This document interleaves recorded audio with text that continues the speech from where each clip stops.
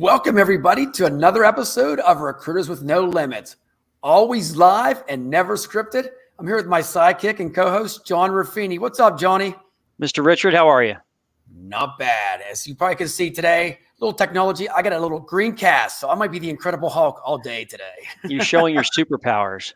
You got it, my man. And our special guest today, Jordan Franklin of Stratus. How you doing, Jordan?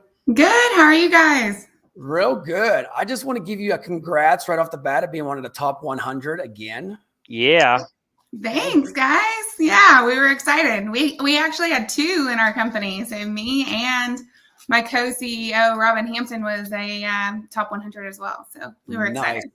And that's what we have in common, John, right? We're all three of top 100, right? So how about that? Yeah. That was pretty cool. Yay. Yes, we should all cheers each other. Virtual cheers. That's right. Love it. Real quick, one thing before we jump into this, just to let you know, it's Groundhog Day. Yes, Punxsutawney Phil in Pennsylvania is seen as shadows. So guess what? 6 more weeks of winter for the North. Oh, yeah. Just in time for the ice storm. Our kids actually got out on a snow day today, and we have no snow. No ice. How did that happen? I had days like that when I lived in Maryland. They would predict snow and they would shut school, and I'd be like, "What are we doing here?" Yeah. Yep. That's where we are. It's not supposed to happen till tonight. So, I literally just shipped my kids out the back door with my husband and was like, "See you later. Bye." Oh, man. Too much fun. Hey, Jordan, real quick, just tell us a little bit about yourself and what's going on with Stratus, and then we'll jump into our topic today. Yeah. So I'm co-CEO of Stratus. We focus in IT, engineering, and automation. We do staff aug, direct hire, contract to hire, all of the above. Headquartered technically Alabama. We have an office, a brick and mortar in Alabama and Arkansas, Northwest Arkansas.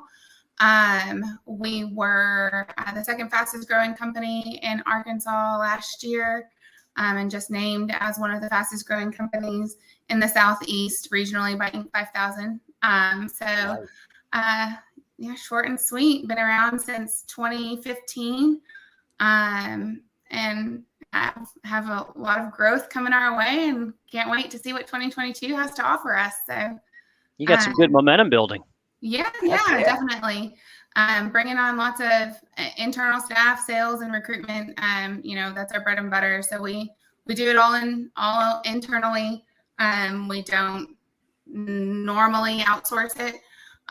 So that's kind of how we're structured. But just kind of chugging along. We have an office. Well, I missed an office. We have an office in India as well. So we have 6 guys that sit over there for us. And they recruit for us as well. So our days. That allows you to recruit 24 hours a day. Yeah. So they source for us at night, but they also recruit for us during the day. So, we're a 24-hour shop. And then we also fill positions for some of our clients in India as well, too. Yep. Boy, that's great. And Jordan, tell us what the CEO stands for, because it doesn't stand for the regular CEO. No. Yeah. So I'm Chief Exploration Officer. So I like to go out there and find our new clients and interact with everyone, be our networking guru. Also, our company's kind of interesting too. I work with my parents and with my husband. So it's real interesting. All in the family. Yeah, it's all in the family. Yep. My mother worked for Home Depot for 17 years as their HR manager. My father was in staffing for 25 years. My husband has a strong IT project management background and operations. So it all kind of fit together that we all did staffing and created a staffing company. Wow. We created 2 staffing companies and then merged them together to create one. So that we didn't have to compete against each other.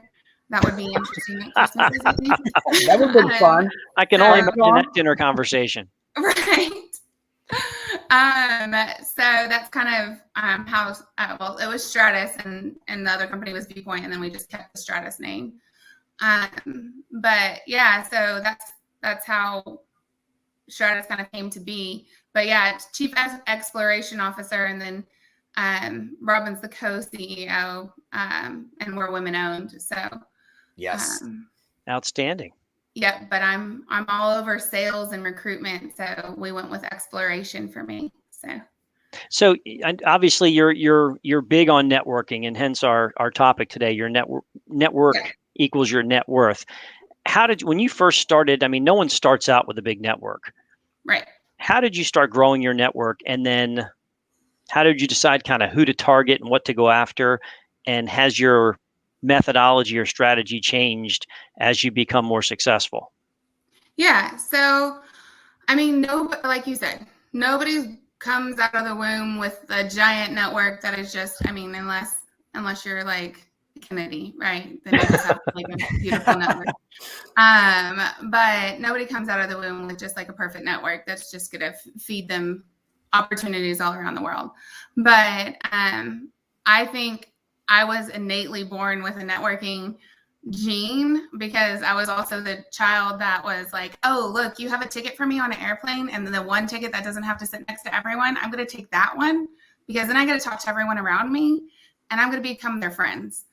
And I always did it, right? Like I always talk to everyone. Like I won't sit next to someone I know. Like I go to a conference, I can't sit next to someone I work with. Like it's just in me, right?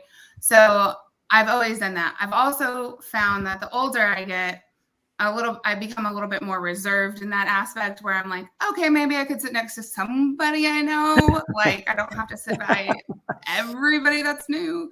But I think as you go into the workplace, you have to, and into staffing, you have to go in with that, 22-year-old spirit with, hey, listen, I can learn from anyone I talk to, right?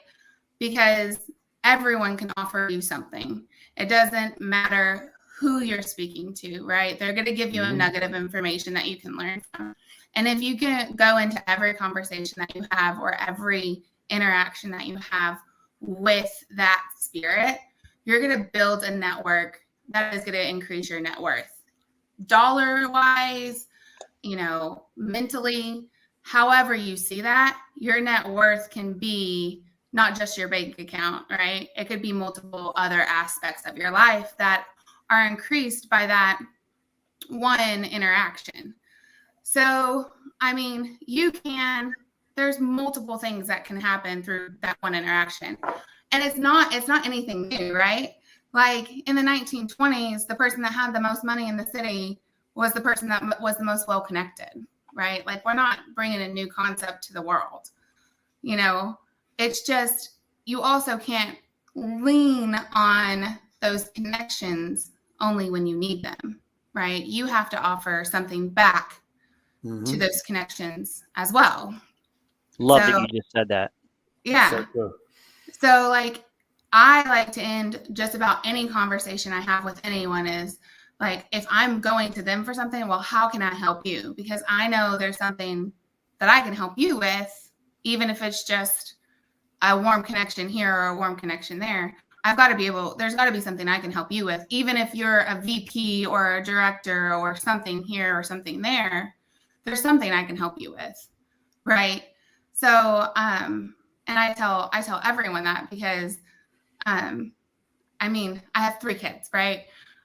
Even the lady at the daycare that watches my kids, there's something she can help me with, right? Like I could use someone to help me get my kids home after daycare if I have a late meeting, right? So like, there's still something we can all help someone that is more senior in their position, than we are. We can always help. So I always like to end every meeting, is there something I can help you with, even if I was the one that asked for the meeting for them to help me? You hit it. I love that. Right on the head, Dawn. Right totally on the head. Totally agree with that. Giving equals growth. You just summed it up right there. Oh, I love that. That's really good. Yeah. 100%. It's so true. Yeah. It's funny because I was just talking to one of our recruiters who was asking me a question on why her posts weren't getting a lot of traction on social media. And I was like, well, how much are you engaging with your network?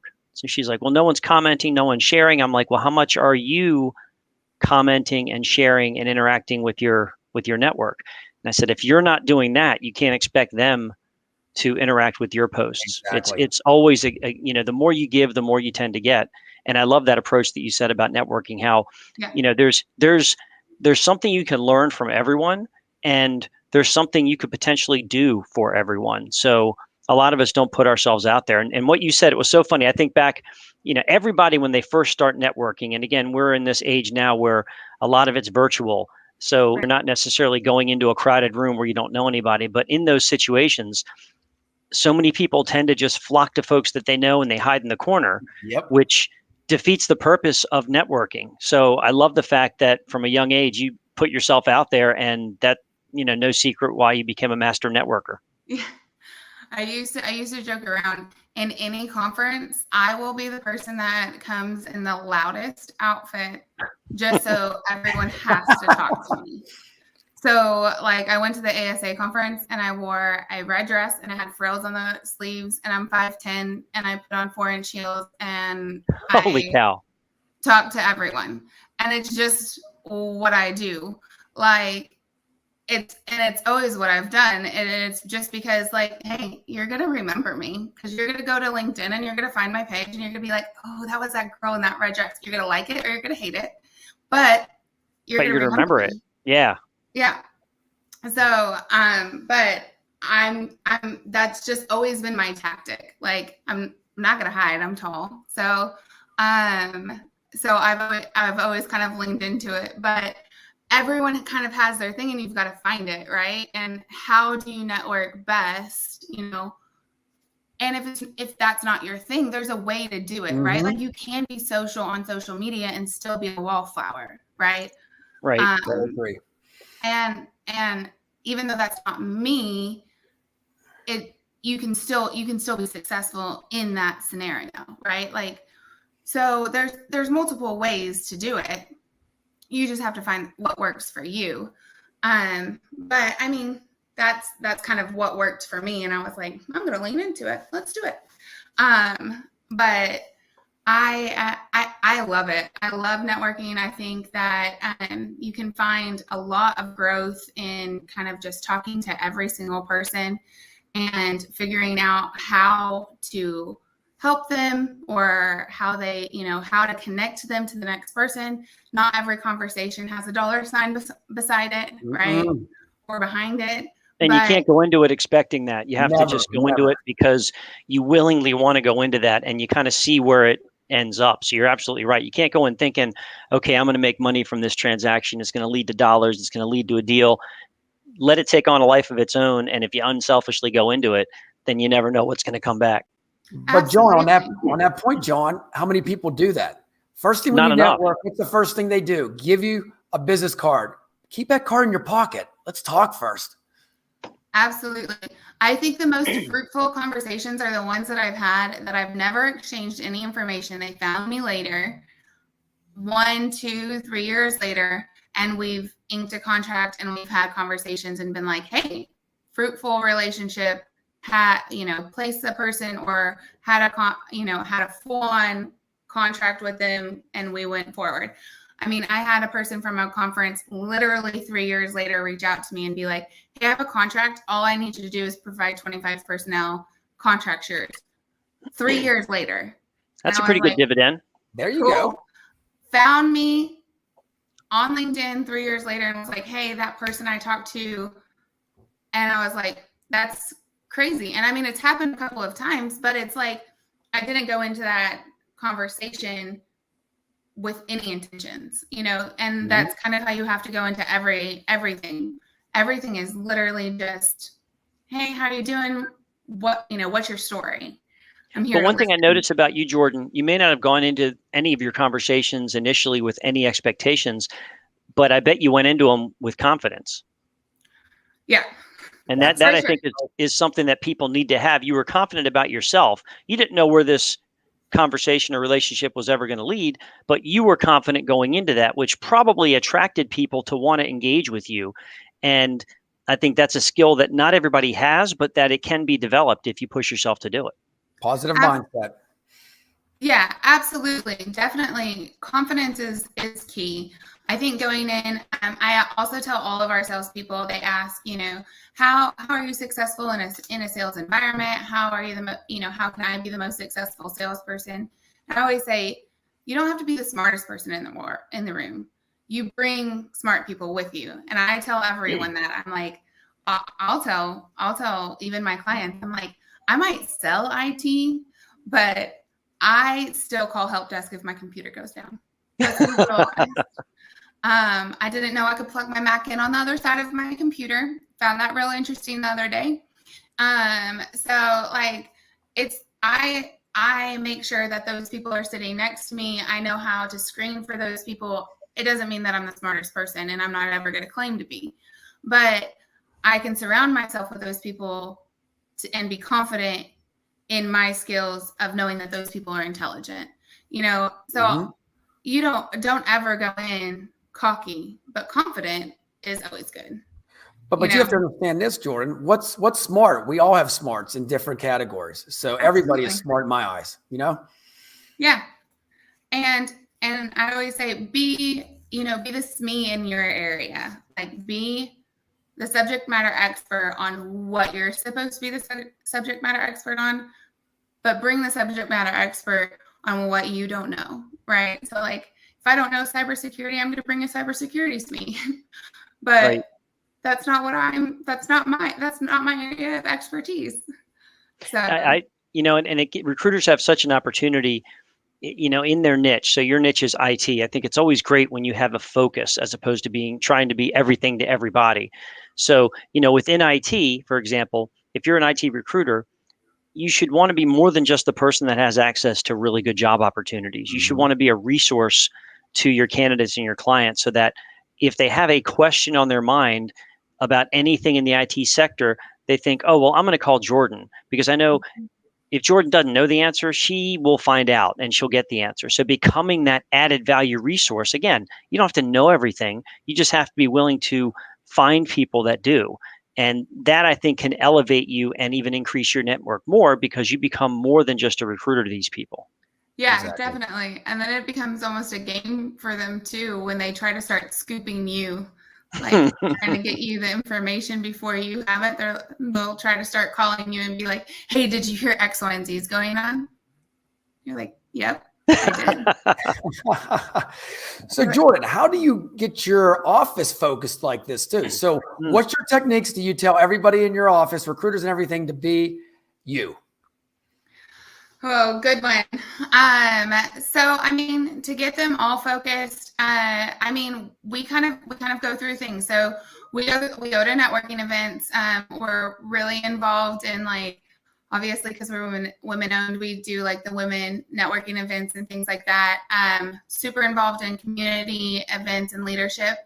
So I find that to be highly focusing, especially in the industries and in the local communities that we're in.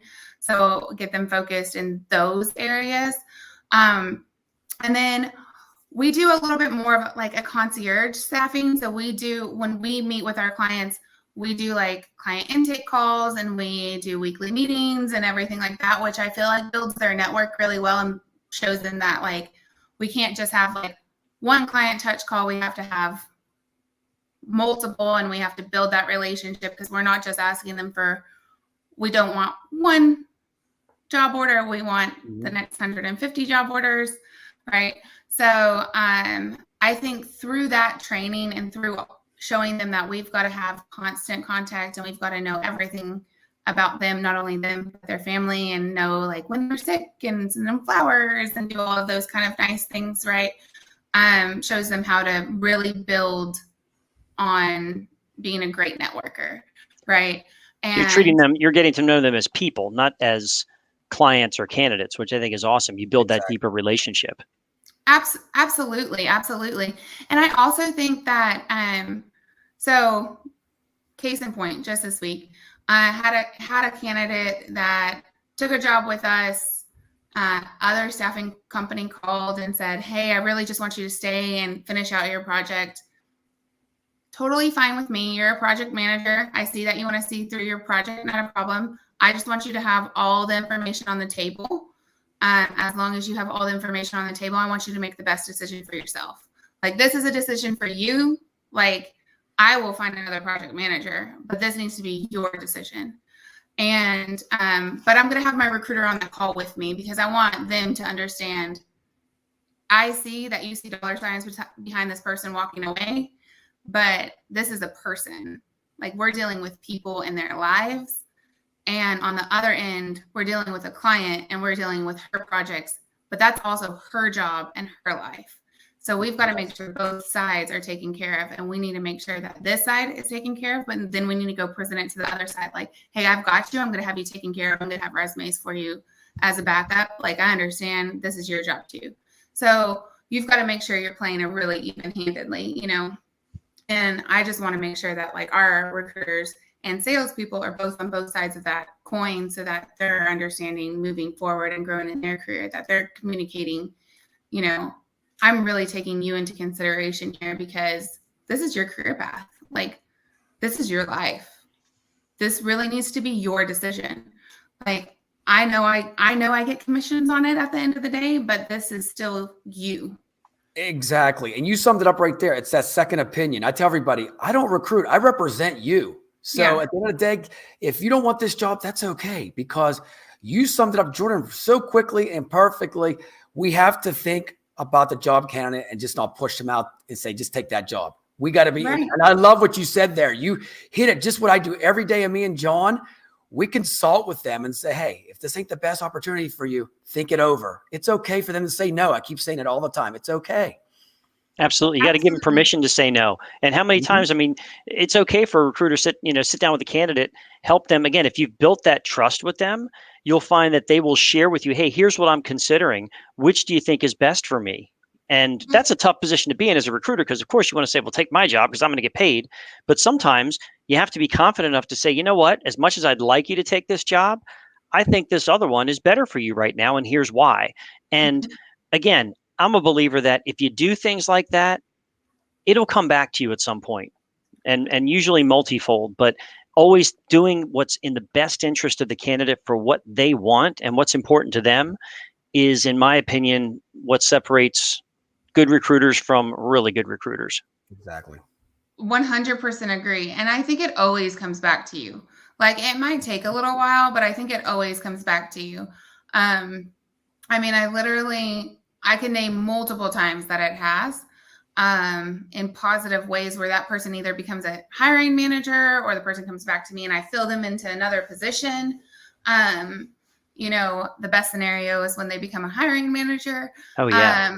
But I mean, I think that as long as you're always doing right, you sleep better at night. So totally agree. It really doesn't matter. It matter. rhymes, Jordan. That's pretty cool. Yeah, it really doesn't matter. As long as you do right, you sleep better at night. You might have a little tagline in there. I love it. Hashtag it. Richard loves stuff like that. Oh boy, I'm jumping all over that. That's all yours. You need shirts. That's right. That's right. Next time we have you on the show, we'll have shirts made up. I like it. God, that's great. I got to remember that. But it's so true. Mean, it's so true. It's so true, because it's just like you've got people, and you can't mess with their lives. And if they're not happy, they're not going to stay. And then they're just going to make it worse for you in the long run. And they're going to take up more time. So as long as you get it right the first time around and you have those communications and you sit down and you say, okay, what's your offer over here? You know what? Or what's your offer over here? Are they willing to do X? If they're willing to do X over there, then I would actually take that one. Exactly. Like, I mean, and that all comes back to how well do you know your candidate, right? So absolutely. If you've taken the time to know them, I was talking with a recruiter just earlier this morning, and we have a client that wants to make them an offer. And the candidate gave the classic response, well, I've got some other opportunities brewing, so I want to see what comes through. So he was asking me, well, how do you handle something like that? And I said, well, what does the candidate want? And the recruiter kind of knew, but it was pretty evident that they hadn't taken time to dive deep enough in that initial conversation to figure out. I said, if you can find out what they want and what's important to them, and then illustrate that your opportunity has that, there shouldn't be an issue. I said, if you can't do that, then you missed an opportunity, and you've got to go back and have that conversation to figure out why they're not just snatching up that offer right out of the gate. So it all comes back to, again, understanding. And the same could be true for the other side of the equation, right? The client side. It's the same stuff. It's just a different audience. Yeah, definitely. Yeah, you need to know, are they money driven? Are they location driven? Are they, opportunity driven? Like, I tell my clients, learn about their family life too, Jordan. We have to know what's going on. I mean, are they divorced and have kids in a different state? I mean, we got to get the whole enchilada, I call it. Yep. You like that word, John? I like that. The whole enchilada. Now I'm hungry. Oh, it's so bad. It's so bad. Do you guys find yourselves when you go to parties or events or things where you have a drink in your hand and you're like, "Hi, I'm Jordan. Yeah, blah, blah, blah. So what do you do?" Absolutely. Well, after 10 minutes, John, you probably guessed this. I know everybody in the whole crowd after 10 minutes. I'm like fist pumping everybody. You know who I am? But no, it's going to be that. I think, Jordan, what you have, and John probably agrees, you have that positive energy that we all have, that smile, that positive, that, you know what, we can turn a negative to a positive anytime. And when you have that, the rest is history, man. Life is good. Well, and when you think like that, Jordan, because I'm the same way, and Richard is too, everybody that I meet for the first time, in the back of my mind, that recruiter engine is going. I'm like, okay, so who are you and what do you do? And could we possibly work together at some point? That's the type of passion, if you will, that is important if you are going to make this a career and a lifestyle and not just a job. And clearly you've leveraged that very well. And I think that's a good lesson for anybody listening on, how to be a better networker, is to always be curious and, never stop interacting with people, regardless if you think that you can partner with them or not.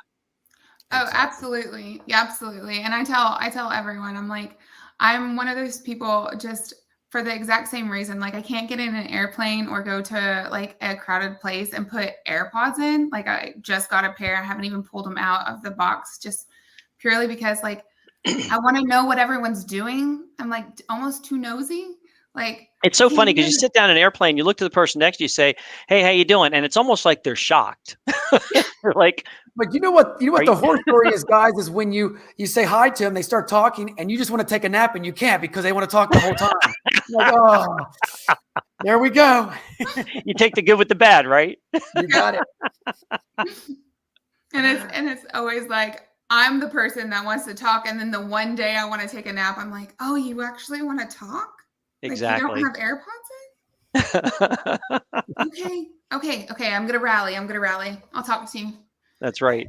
Oh my gosh. You know what I like, Jordan, what you said is you never know who you're going to meet. So you approach everybody, and you don't judge a book by its cover, just because some people say, that person might have a suit on, this one doesn't. Hey, every person has a story, and it could be a great one. Oh, absolutely. I mean, I think it's ingrained in people in Northwest Arkansas. Like Sam Walton, like there's a story. Sam Walton always wore like overalls and would go with like cash to buy his trucks and things, right? And people would not know who he was. And he'd walk into like a dealership, and if they didn't talk to him in the first little bit, like he'd walk out or whatever, right? Like story probably morphed and changed. Like we're playing telephone at this point in time, but that was the story that I always heard, right? Like you talk to everyone, you treat everyone equal because you don't know who Sam Walton is, right? And so I've just always like that was ingrained, right? And I was like, all right, we don't know who we're talking to. Like you could be a millionaire and just really like cut off jeans. And you never know. You never know. So totally. I totally agree 100%. Treat everybody the same way, because you just don't know. And you can't play God. You can't make value judgments. And you just never know what's going to be underneath. It reminds me, there's a story. I don't know the exact name. It's either Cadillac Sam or Cadillac Joe or something like that. But it's a similar thing where it's a true story. In Chicago, this guy walked into a Cadillac dealership and he was carrying 2 brown shopping bags. Mm-hmm. And no one wanted to approach him because they're like, "Oh gosh, what's this guy doing in here? It must be a bum or something." So one sales rep went up to him and said, "How you doing?" Showed him cars. Well, the brown shopping bags were filled with cash, and he bought 2 Cadillacs. Yeah, it's like you never know. You never know. That's right, Jordan. So when you see me at Staffing World, I had cut off shorts on. Did you see me there? I did see you. The cut off jeans are not me. Come on. I did not see you with cut off shorts, but I did see you there. Oh, I didn't see the shorts, but I did see you there. no, never, ever. Trust me. They won't come back. That's one 80s thing I'll let go. Oh my gosh, that's funny. They're not coming back for me either. Don't you worry. Oh, that's hysterical. Hey, John, to wrap things up here on this show, I mean, I tell you what, Jordan hit it on the head on some great networking events. What do you think, buddy? You know, this has been really, really great. Thanks for joining us and sharing this. And it's networking is something that is the lifeline of anybody in a service or sales related business, such as us in the recruiting and staffing world. A couple things stood out for me where you made a statement. You said, I can learn from anyone I talk to. And we have to remember that. Never stop learning. And always figure out what you can do for the other person. Don't worry about what they can do for you. That'll come in time. And, in every interaction you make, just try to be memorable, like that red dress and the 4-inch heels. Yep. Might not lead to business that moment, but someone remembered you and and they'll call you back. Now you got me want to sing classy. Lady in Red. Classy red dress. Hey. Of course. Hey, John, I'm going to have to sing that song now, Lady in Red, right? After the show. Hey, Jordan, where can everybody find you at? I'm on LinkedIn. You can go to our mystratus.com and you can find my bio, my LinkedIn, my Instagram's on there too, I believe. And then we also, My Gumption will be launching in Q3 of this year. And so that's our platform too. So, wow. So you hopefully should see that soon too. Nice. Lots going on in 2022. Awesome. Yeah. Hey, Jordan. Well, hey, thank you so much for coming on the show. I'm going to sum it up like this. What I've learned over the last 30 minutes was pretty much be you. Pretty much, Jordan, you're telling everybody, just be yourself and get out there and shake some hands, fist pumps, and do some virtual networking. But just at the end of the day, just be you. Hey, till next time, we'll have another great show. This Incredible Hulk thing next week won't be on here, so I won't have a green cast anymore. Hey, Jordan, once again, thank you so much. We'll see you next week on another episode. Take care, guys. Take care. Bye.